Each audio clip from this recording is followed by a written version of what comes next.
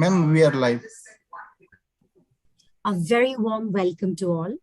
I am Upasana Mahanta, Professor and Dean of Admissions and Outreach at OP Jindal Global University. And it is my absolute pleasure and privilege to welcome you to the launch of the new undergraduate degree program, BA Honours Sociology at Jindal School of Liberal Arts and Humanities. We live in an increasingly diverse and complex society. We recognize that societies not only shape us, but we and what we do also shape societies. The discipline of sociology, rooted in valid, reliable, systematic evidence, enable us to become more effective citizens. And we at OP Jindal Global University are truly excited. We are thrilled about being able to launch the BA Honours Sociology program within the larger ambit of our School of Liberal Arts and Humanities. To highlight the significance of this movement and in the context of JGU's brief yet truly exhilarating journey to become one of the best universities, not only in India, but across the globe, may I request our founding Vice Chancellor, Professor Dr. C. Rajkumar, to deliver the welcome remarks. Professor Rajkumar. Thank you very much, Upasana. A very, very good evening to all our friends watching this program in India, but also good morning to people from the US and maybe good afternoon for some people who may be watching this from Europe and other parts of the world. It is indeed a very special moment as we launch a new undergraduate program at the Jindal School of Liberal Arts and Humanities, BA Honours in Sociology. The Jindal School of Liberal Arts and Humanities has indeed come a long way since its early origins with the BA Honours in Liberal Arts and Humanities, followed by the BFA program, the Bachelor of Fine Arts, and now it is launching its third undergraduate program, the BA Honours in Sociology. I also want to recognize the presence of the Dean of the Jindal School of Liberal Arts and Humanities, Professor Kathleen Madrosky, the Associate Dean, Professor Joyni Banerjee, a very distinguished professor at the school, Professor John Clammer, and of course, all the efforts that Professor Dr. Upasana Mahantana had put in to bring all of us together. I would like to take this moment to extend a warm welcome to an extraordinary individual who, through her life and as a student of sociology, as somebody who has been radically reimagining the impact of society through her work as chairman of the Quantum Consumer Solutions, Dr. Meena Kaushik. I would like to express my heartfelt gratitude to Dr. Meena Kaushik for accepting our invitation to essentially launch the program and reflect on her own journey and the fact that she was a sociology student and how sociology impacted her own journey and life and work.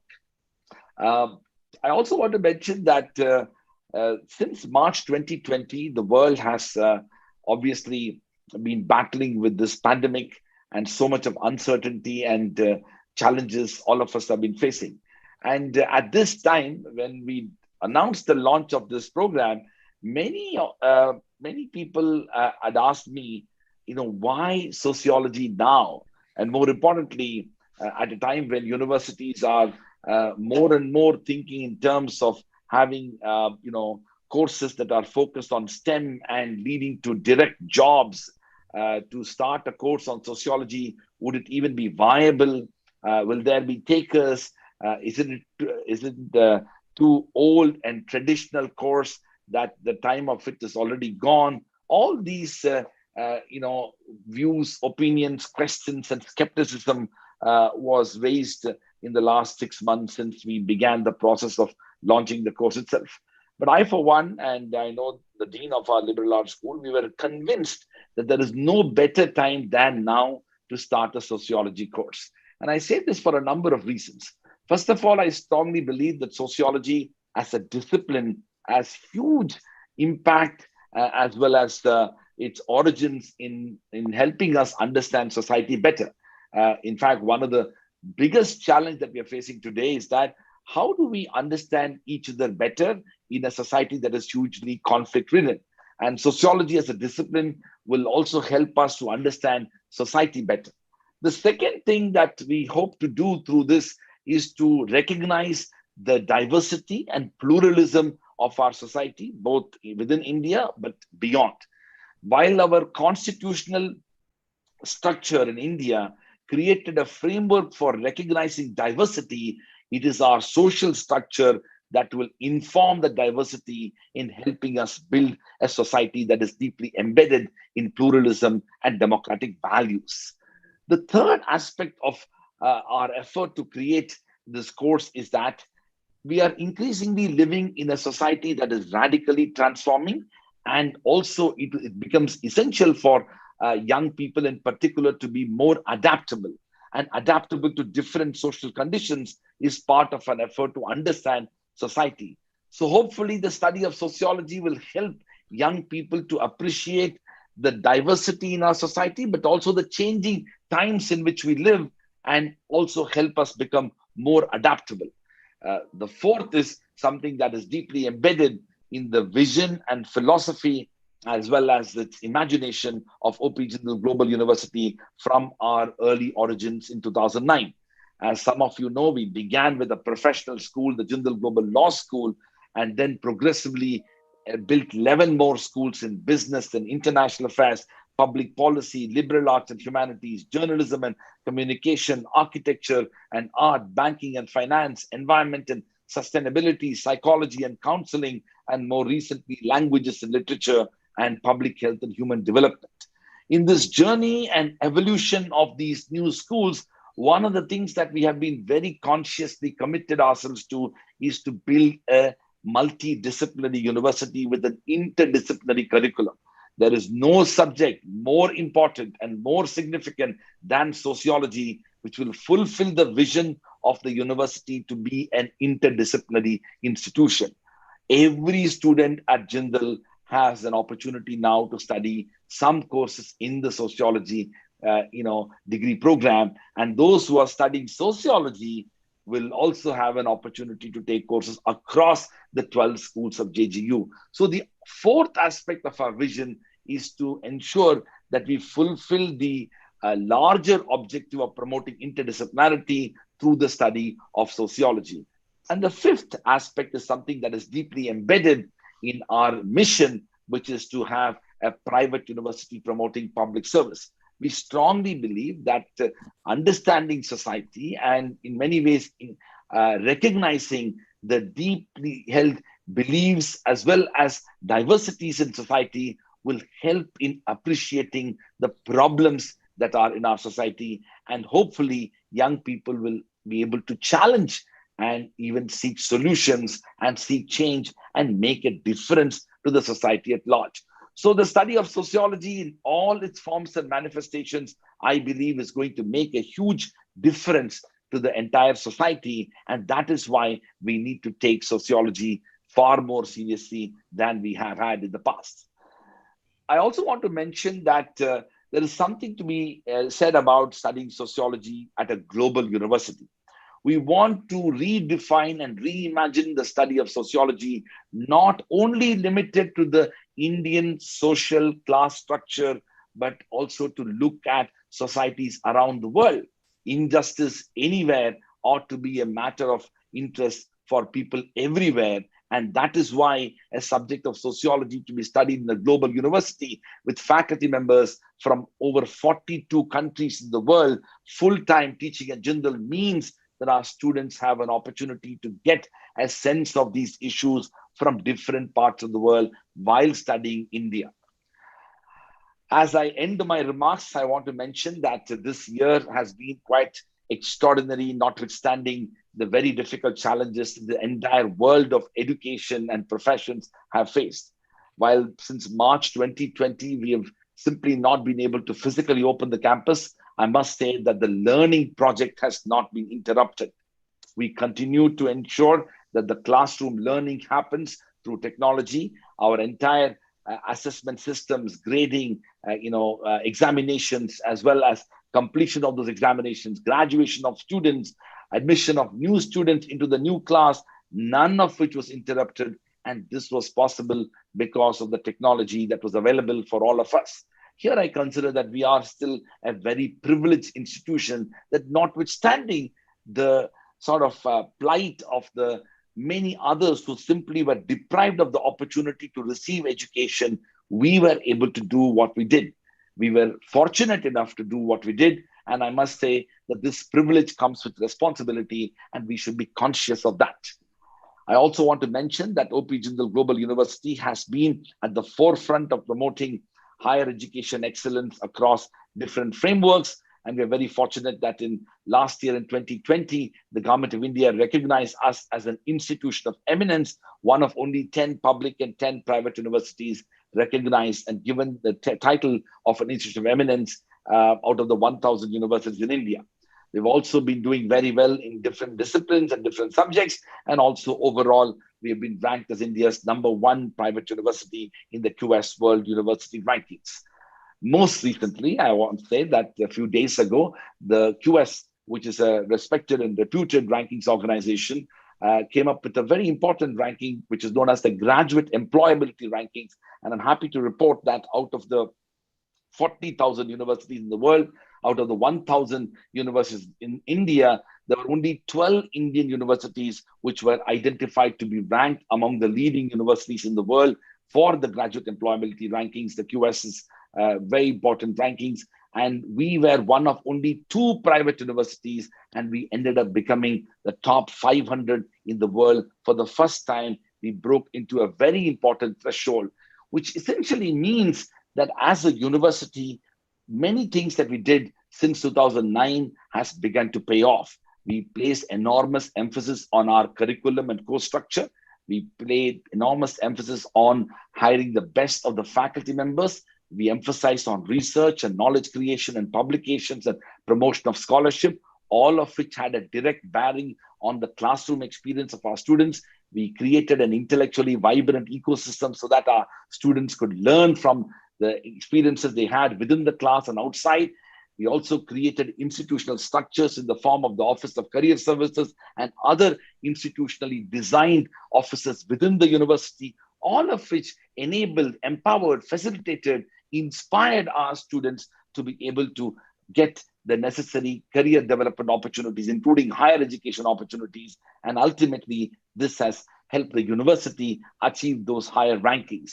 I want to express my sincere gratitude to all the deans of the schools of JGU, as well as the directors of various units who have steadfastly focused on the mission of the university and have helped us come this far. So with those words, I want to once again congratulate the dean, the associate dean, the professors, and the faculty members of the Jindal School of Liberal Arts and Humanities for launching the BA Honors Sociology program. I want to express my heartfelt gratitude to Dr. Kaushik for accepting our invitation at such a short notice. Her own life is a testament to what people who study sociology can end up doing in their own lives. Thank you very much. Thank you. Thank you, Professor Rajkumar, for laying down the vision and the imagination that led to the launch of the BA Sociology program. I would now like to request Professor Kathleen Wondrowski, Dean, Jindal School of Liberal Arts and Humanities, to introduce the new UG program and talk about the various contours of the program. Professor Kathleen. Okay, thank you very much, Upasana, and thank you for bringing us all together. Raj, thank you for setting up such a wonderful platform for me to insert my ideas, even though I think you've said it all, actually. So I will be quite brief. And thank you, Dr. Kaushik. I'm really looking forward to listening to you and hearing what you have to say, because your life, your example falls, as we said before, well within the aspirations that we have, that our students have in pursuing a degree, which is an undergraduate degree, and for most will go on to become a graduate degree in one form or another. So this, without further ado, I'd like to say that this is indeed very timely, that we have the launch of this program within the BF, the Bachelor of Liberal Arts and Humanities program of the Jindal School of Liberal Arts and Humanities. It falls within our vision of what education should be, what the mission and vision of our schools should be. And we have certain, hard set, not restrictions, but ideas about the pedagogy that should be interactive, based on critical thinking, giving students a chance to question what they say and what they learn. Also, the curriculum should be relevant. We should not, and we never have had a curriculum that wasn't flexible. So that's why this emphasis on interdisciplinarity is very important. Included in that is also the idea of internationalization. We take our sources from various countries, various modes of being and looking at the world, and we encourage our students to have internships, a semester abroad, have visiting professors and visiting students come in, because this exchange of ideas, exchange of viewpoints is something that's at one of the cornerstones of our program. As I said, we welcome collaborative learning in the classroom. This may lead to clashes, but that's okay with us, because the more excitement that can be generated in the classroom, the more the students will become creative and get out of the entire experience. And of course, that's why I'm so excited about Dr. Kaushik being here, because I believe, and from what I've been reading, I'm an anthropologist, is that applied sociology is really a key. I think that applying the methods, applying the principles of sociology to help solve some of the world's most pressing problems is the way to go. There are the new technologies that fit very well into data gathering, analysis, carrying out surveys, et cetera, and various experiments. So the technology has helped shape our way of looking at the world, as we, though, must admit that we're going to be shaping technology as well. We don't want to become victims, and this is so easy to become victims of technology. And so it's important for sociologists to think, what are we looking for? What do we want to solve? How is this going to be applied in the field? And how can we make the best use of these new advances in technology? So really, what is on students' minds right now? And many of us, we cannot sit back. When we speak to our students, and we do quite a bit because we have a very strong mentoring program, it's what is causing these disruptions? And also understanding, not from the global side, but also how is this impacting the personal as well? This is the business of sociology as well, because it's to look at how there are factors in the environment, in human intervention, and in changes in the world that often go beyond our understanding, that shape the way we see the world and the way that we're shaping it, reacting to it as well.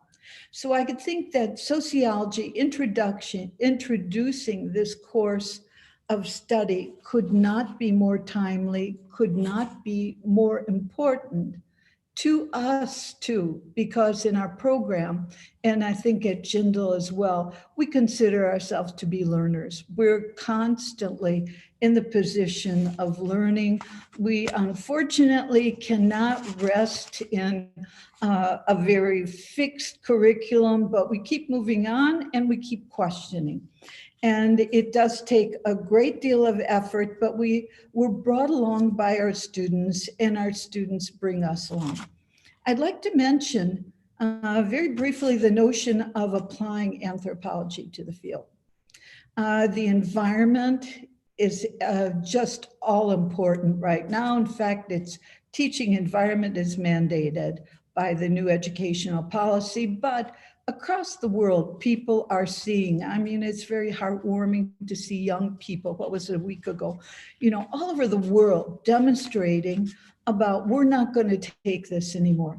But sociology can help us. How can we implement? How can we apply what we know into changing attitudes, changing modes of action, getting countries, getting people who are very satisfied with the way things are going on or say it's impossible. We're going to have new tools, new ways of looking at that. And we all, of course, underlying our ideas of study, of theory, of creating new ways of looking is the idea of bringing positive social change to our own lives and to the world as well. So these are the points I'm, looking at. I would like to say, just mention something quickly. In my youth, when I was a student, I studied the Muqaddimah of Ibn Khaldun. I don't know if any of you ever think of Ibn Khaldun, but he's a 13th century traveler. And this, for me, was absolutely life-changing because the idea of this person from Tunisia traveling the world and writing about us, the superior people, in a way that was not superior, was so interesting to me. And it was something that made me think there's another way of looking at the world. There's another way of doing things. There are other people who have other solutions, other interests at heart. So thank you very much, all of you, for being here. And I am really looking forward to the words of Dr. Kaushik. Thank you so much, Professor Kathleen, for those truly insightful words. And there are certainly so many different ways of looking at the world and seeking innovative solutions to complex problems and challenges that we face today. And you brilliantly put it forth. So thank you for that. We would like to take a moment here briefly to virtually launch the BA Sociology program and unveil the brochure of the program. So can we kindly take a moment, and may I request the IT team to virtually launch the BA Sociology program by unveiling the brochure.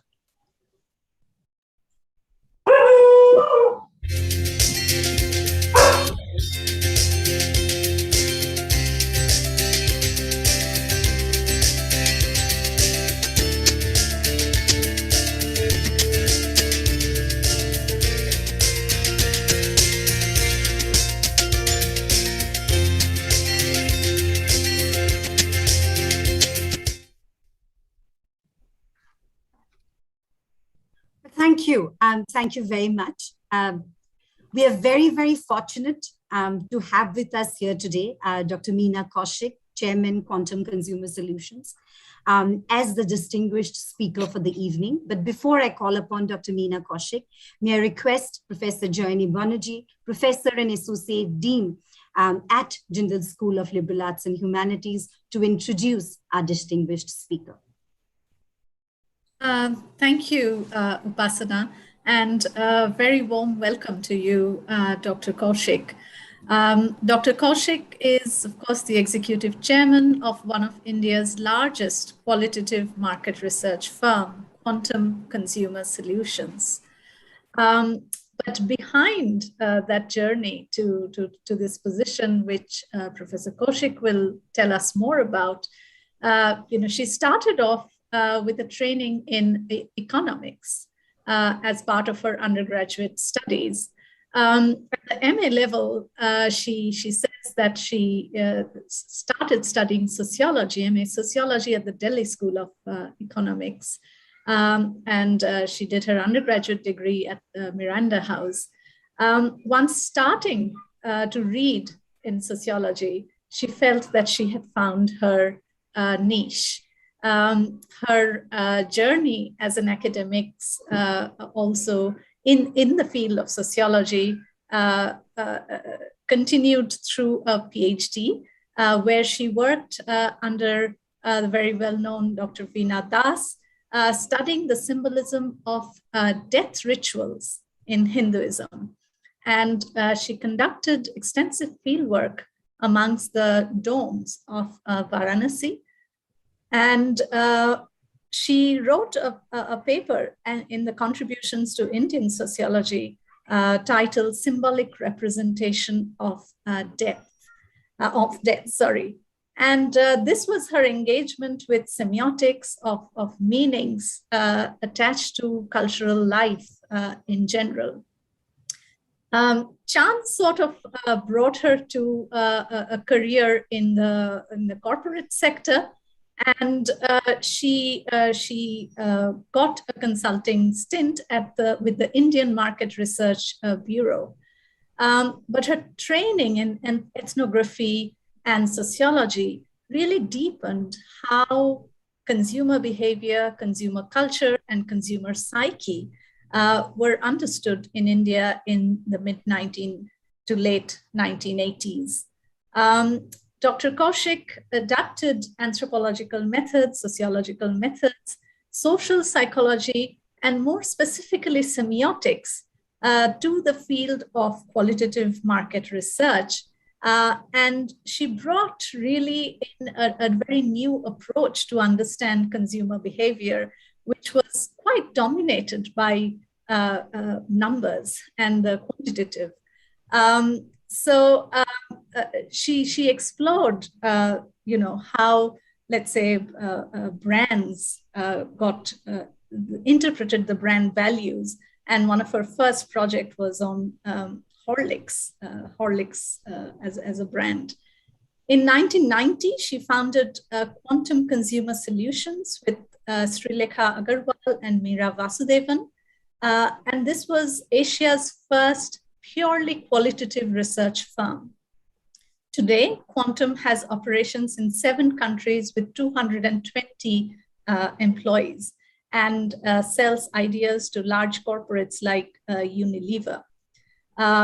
Quantum is now working on a very interesting concept of Imagineering, a combination of imagination and engineering, which brings together many disciplines, but really is rooted in the study of ethnography, of semiotics, of retail analysis, psychoanalysis, and web ethnography, an area, digital ethnography is an area that Quantum seems to be expanding on.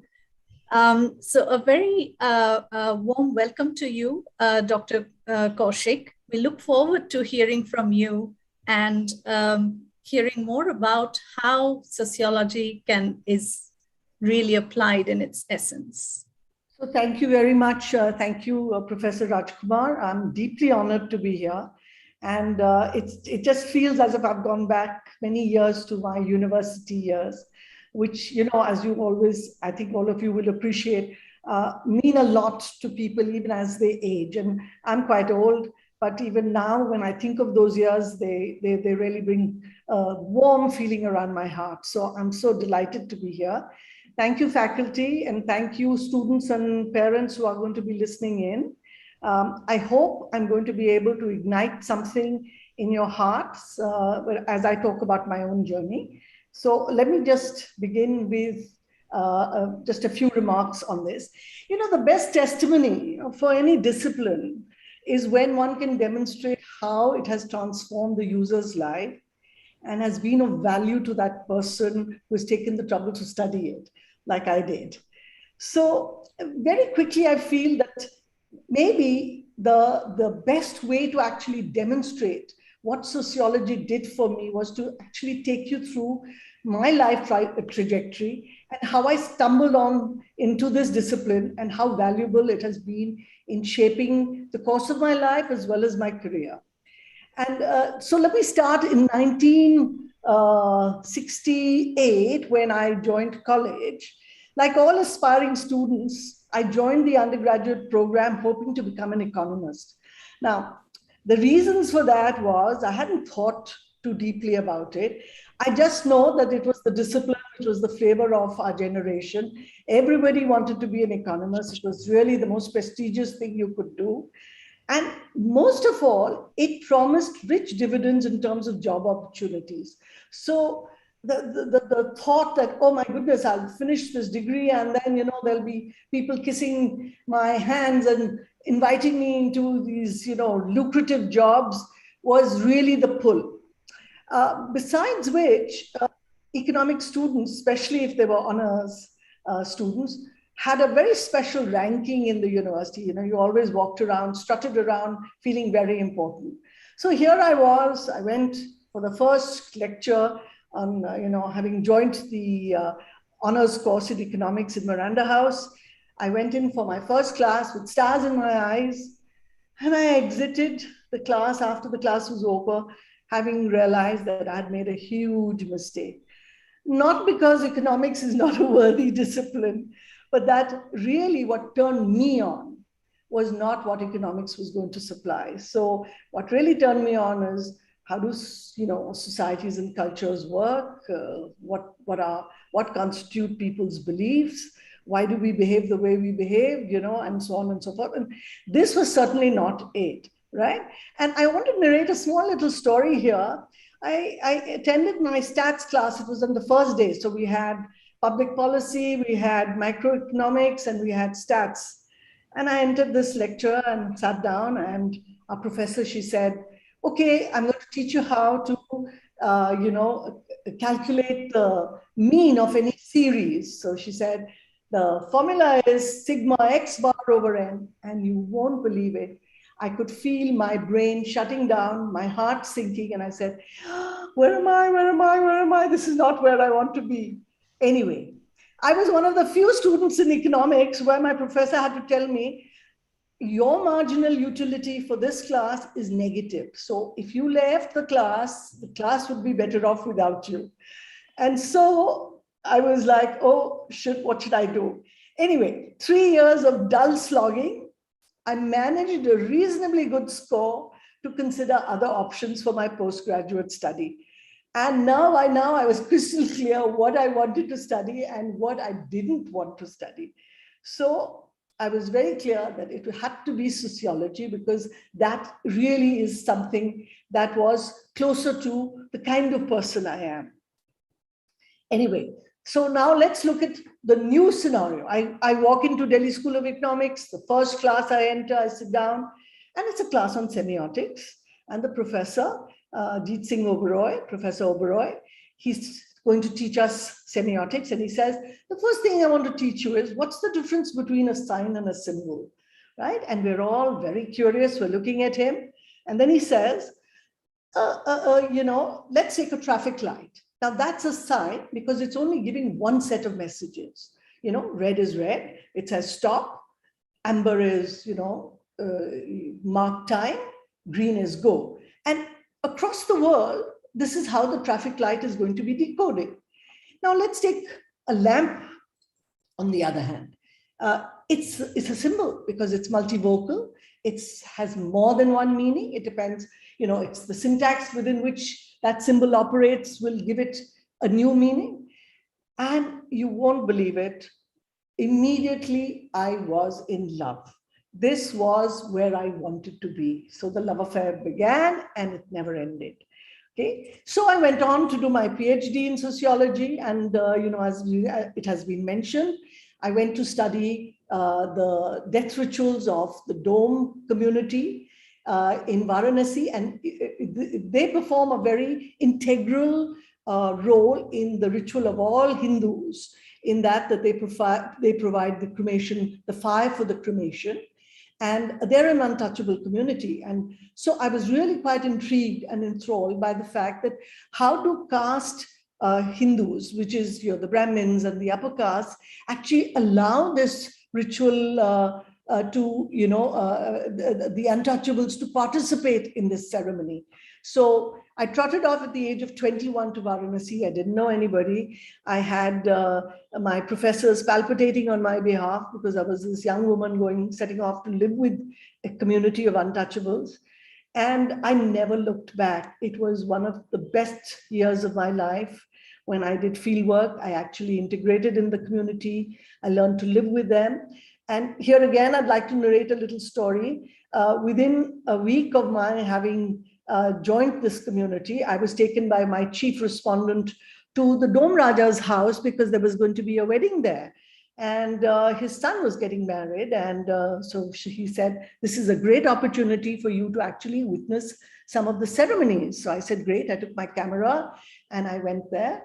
And I had Professor Bedinath Saraswati, who was a great anthropologist who's died and who I regard as one of my amazing teachers in the space of anthropology.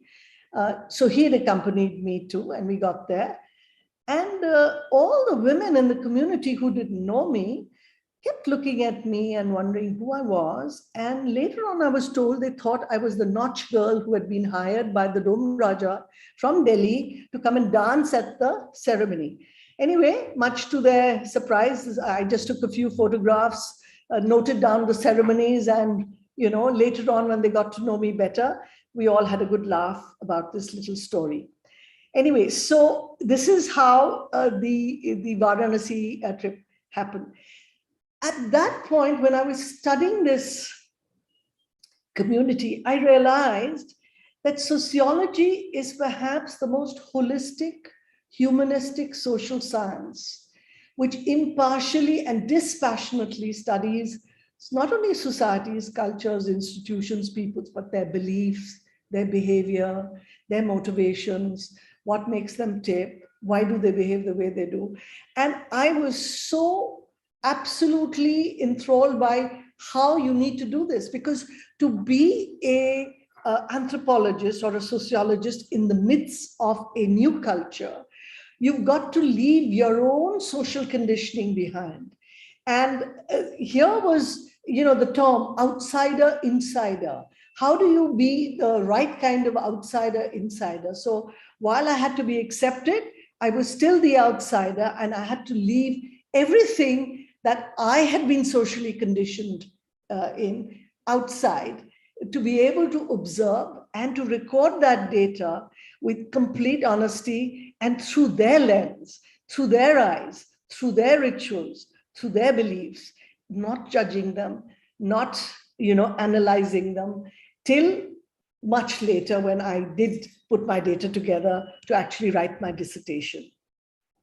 Anyway, to go back to my personal trajectory, after I finished my PhD, of course, I wanted to be an academic like everybody else who does a PhD in sociology. I thought, well, I should be an academic. I should be teaching in some university. But lo and behold, I was married. I had a little baby boy, and my husband moved to Mumbai. And Kalina, the university where I could have taught, was miles away. So there was this complete tug of war. How do I manage a small baby? How do I travel so many hours? How do I get back in time? So on and so forth. And then I decided, well, let me just wait a bit and let the child grow up a little bit, and maybe I'll come back to academics. And then I was told that a market research company is looking for sociologists and anthropologists because they've started a special division called qualitative research, which really looks at consumer behavior, consumer motivations, consumer beliefs, and they need a sociologist to be able to interpret this kind of data. So I, with great trepidation, sort of offered my services, quaking at the thought that, it was almost like an imposter syndrome. Would I really fit in this corporate world? Would I be able to actually contribute? Did I know enough about brands? Did I know enough about marketing? Would I be, valuable? Would I be valued as a, professional? Whereas in my own academic circles, I certainly would have value, but here, would I have any value? And it didn't take me very long. The first project that I worked on showed me that I was of immense value and that I would never need to look back. This was a place where I could. And I remember having a long discussion with my own professor, Dr. Veena Das, and she said, Meena, one should not be snotty about these things. You should take that which gives you joy and makes you use your discipline, apply your discipline. So go for it. And I never looked back after that. I said, all right, here I go. So the first project that I worked on was the holic study, where I had to use semiotics to actually decode the packaging. And, the report went to Beecham's UK, and they were like, wow, this is amazing. This is so deep. This is somebody has provided immense perspective on how the brand's elements work. And after that, I found that every project that I worked on, there was a number of concepts from my discipline that I was putting to use, either in terms of analysis or in terms of the way we collected data, or in terms of how dispassionately we had to, analyze that data. So a lot of the disciplines were being applied in every project that I did. Now, after this, I want to point out that if you look at a brand and you look at the brand's life cycle, you'll see that a sociologist and sociological concepts are used at every stage of the brand's life cycle. So let me give you an example. When I'm creating a brand, the first thing I need to know is how acceptable is this going to be for the consumer target audience that I have created this brand for. So what are the kinds of beliefs or attitudes or behavior patterns that are likely to facilitate acceptance or are likely to act as barriers to it? What do I need to do to tweak communication so that people look at the brand favorably, develop a predisposition towards that brand, want to adopt it, want to become early adopters of that brand? So here it's a complete deep dive into consumer beliefs, their cultural orientation, their behavior. And I cannot tell you how much of our discipline is used to analyze behavior, beliefs, attitudes, and culture. From where? Because no decision making at the consumer level is really devoid of the cultural, the imprint that I carry. So, I mean, we say that, oh, this is a rational decision. No, actually, all decisions are 80% emotional and they're 80% culturally imprinted. What I've learned from others, what my society wants me to do, what is the right kind of behavior that is rewarded in society and culture, what I shouldn't do, what and I'm going to pepper it with examples as in how I go. But the next stage of the brand, which is the growth stage, where we actually want to see what kind of communication do we need to create? What kind of packaging do we need to create? What kind of, retail do we want to create for the brand? What kind of outdoor communication do we want to create for the brand? All of this requires the use of semiology or semiotics. So the semiological perspective that a sociologist brings in choice of colors, the choice of symbols, the way the symbol works. Now, I'll give you an example here. Everybody's seen the great brand Surf. And in the 80s, a campaign was created for Surf called Lalita Ji, who was the protagonist. And she was the woman who actually told you that Surf is not expensive. It's really good value, because if you really look at 1 kilo of Surf and compare it with other things, you realize how long it lasts, how well it washes, and how it removes stains. And then she ends the communication by saying, "Surf ki kharidari mein samajhdari hai," and she taps her, head. Now, all good, all very good, till we go and test the communication. And then we discover how culturally nuanced gestures are. So in Maharashtra, this was seen as, is she mad? Radiant? I mean, what, is she demented? So the gesture which said samajhdari was actually being decoded negatively in Maharashtra. So here we had, now the conundrum. What should we do? But we also realized that what it did was it created a lot of dissonance and conversation around the brand. And that's what we needed to do. We needed to pull the brand out of sort of a placid doldrum and push it into the consumer's, forefront, in the forefront of the consumer's imagination. So we stayed with her rather aggressive stance, and we said, actually she's going to work very well for the brand. And she did. The brand grew hugely after that campaign. So I'm just trying to show you how a sociological analysis is actually required at every level. Then at the innovation stage, we look at consumer behavior. And I'll give you, we worked with a car company and the designers of the car company to actually input into how consumers interact with the interiors of a car. What is the most important element to them? How do they decode luxury? How do they decode functionality? How do they decode, safety? What does it mean in terms of the physical features in a car? And you won't believe it, that when we actually did the workshop with the designers, they were like, oh my goodness, we've never seen anything as rich as this, because we were really translating the consumer feedback and linking it to the cultural context from where they were coming and what they needed and why they needed what they needed and what it meant to them in terms of their status or in terms of their identity or what they hope to create by buying a luxury car, and what design elements would actually help that.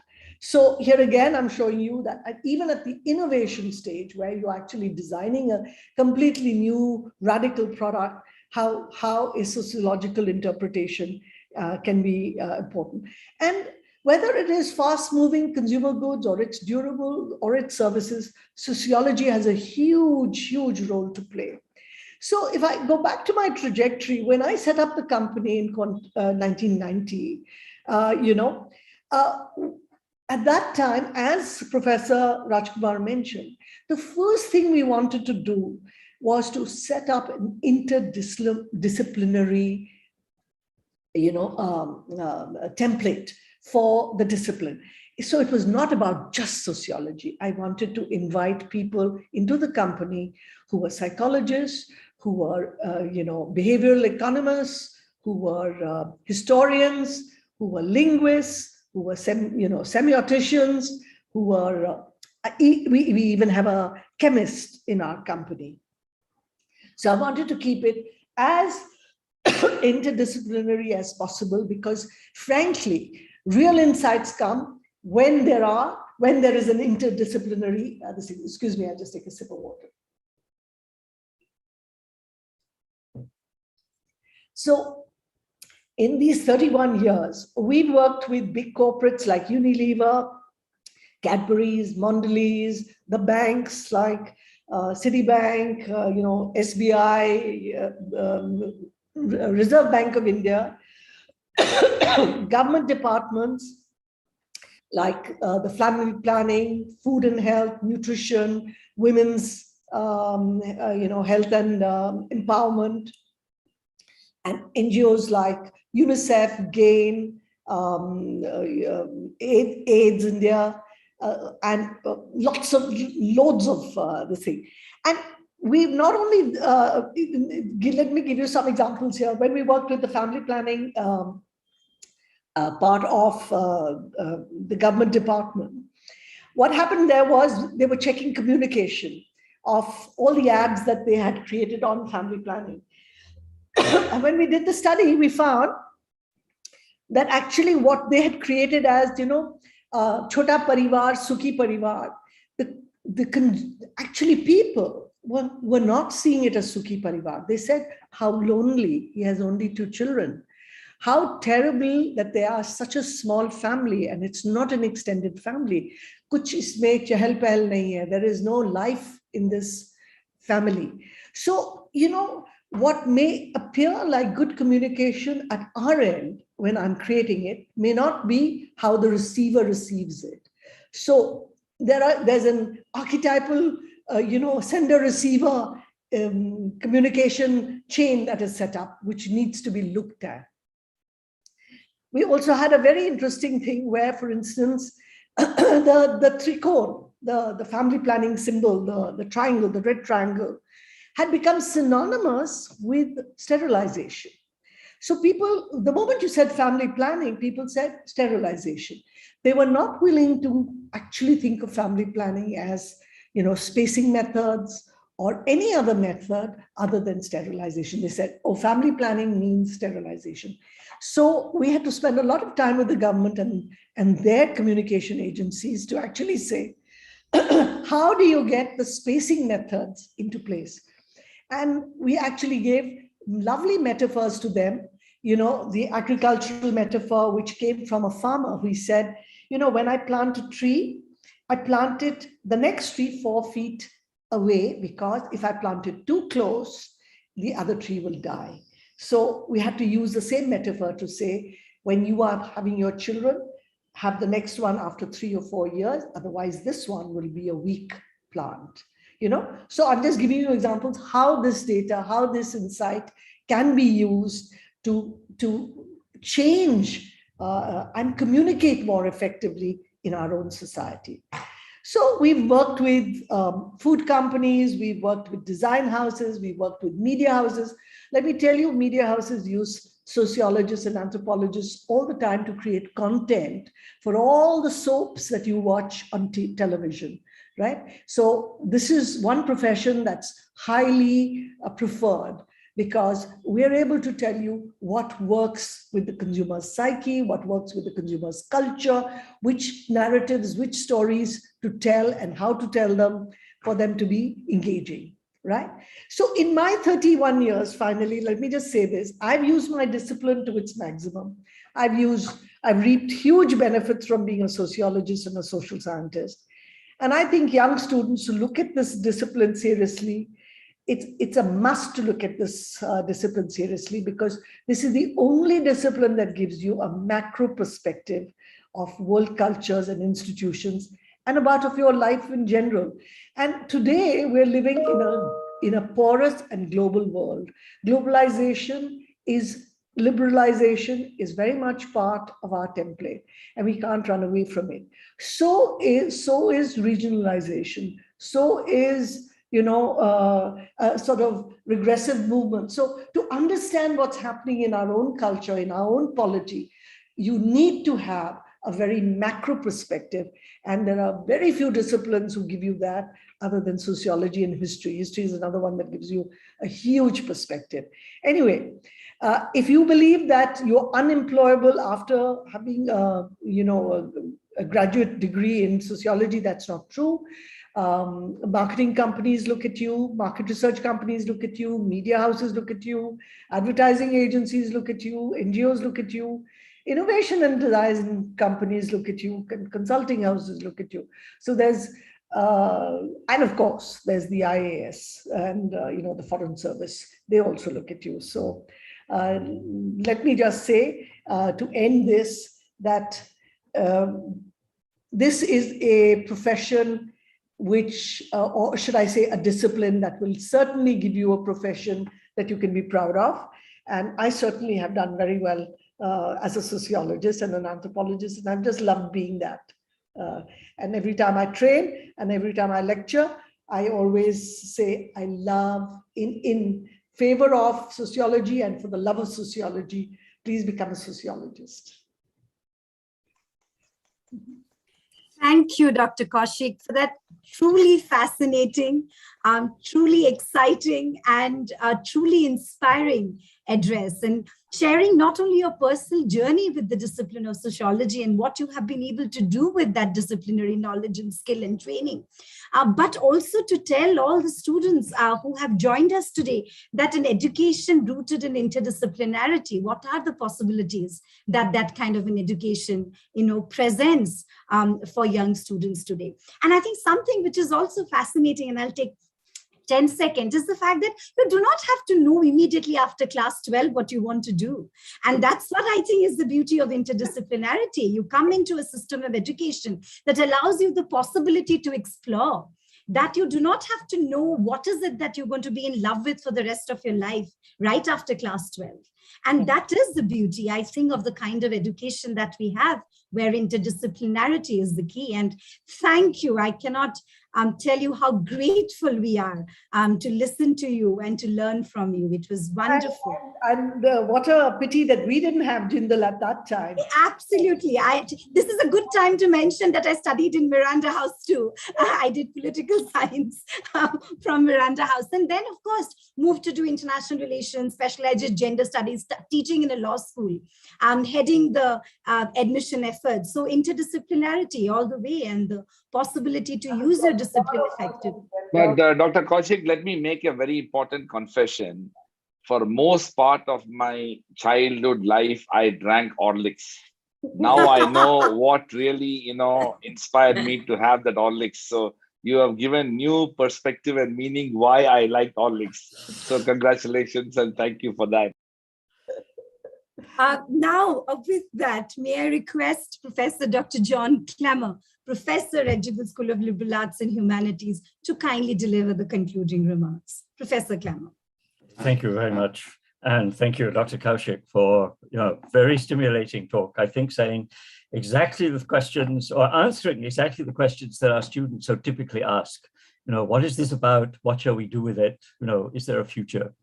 And I think you've also illustrated that a subject like sociology is a very spacious subject.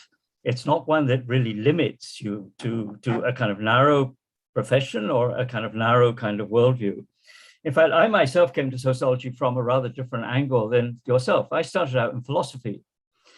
And then I began to discover after a while studying philosophy as an undergraduate that I'm sure I'm going to offend my colleagues, philosophy colleagues, when I say this, that philosophers had all the good questions, but they didn't have good answers. And I wanted to look for the answers. And I still remember my excitement actually when wandering in the library stacks one day, I came across a book by the famous French social anthropologist, Claude Lévi-Strauss, and thought, this looks interesting, took it off the shelf, thinking it might be something to read over the weekend, and perhaps like yourself was converted. I thought, this is perhaps where we can not only ask the right questions, but also look for concrete answers to those questions. That took me myself in a rather different direction from yourself, although I think all of us agree that there's nothing so fascinating as the study of society.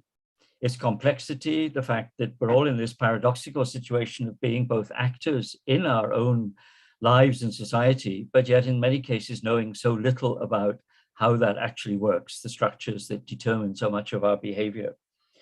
And I think another aspect of this too is that we also recognize that we're living in a world of, in many ways, planetary crisis. We see the impacts of climate change, of biodiversity loss, continuing violence and conflict all over the world, which we all thought was going to disappear with the end of the Cold War, and in many ways has just intensified.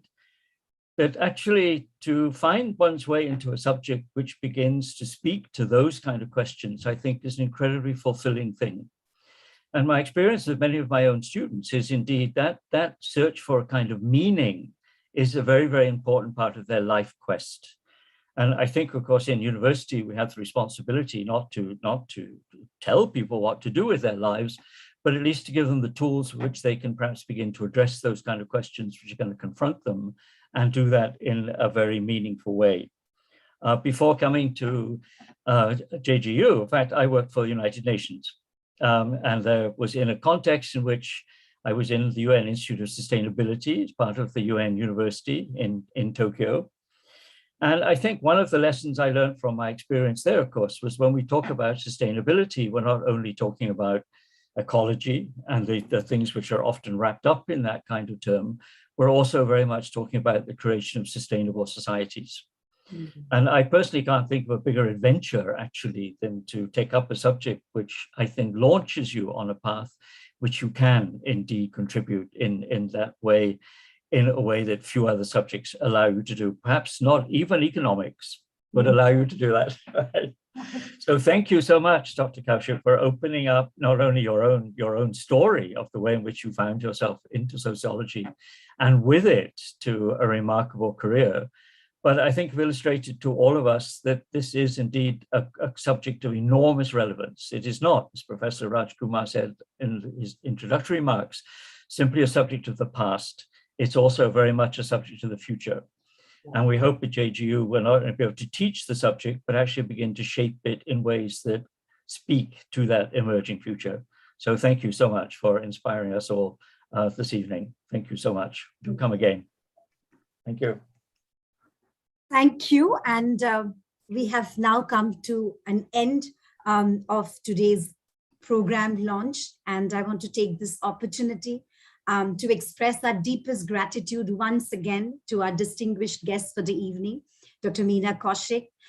Thank you for giving us your valuable time. Thank you for sharing your journey with us.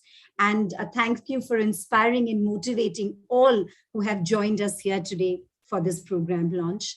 A big thank you to our Vice Chancellor, Professor Dr. C. Rajkumar, for his visionary leadership and guidance, which made the launch of this program possible. We are grateful to our Dean of Jindal School of Liberal Arts and Humanities, Professor Kathleen Wodrowski, Associate Dean, Professor Joanny Banerjee, Professor Dr. John Clemmer, all faculty and staff at Jindal School of Liberal Arts and Humanities who have worked relentlessly to put this program together. Thank you and congratulations on the launch. Thank you to our team at the Admissions and Outreach Office, our IT and communications team who have been working behind the scenes to enable a smooth launch of the program. And last but not the least, deepest gratitude to all of you who have joined us virtually and helped us mark this important moment in the history of Jindal Global University. We are truly grateful for your presence and your support, and we look forward to your continued engagement and encouragement towards this new undergraduate program in sociology. Thank you, everyone. Thank you very much. And we hope that we can continue to have these conversations. Thank you. Thank you, Dr. Kaushik.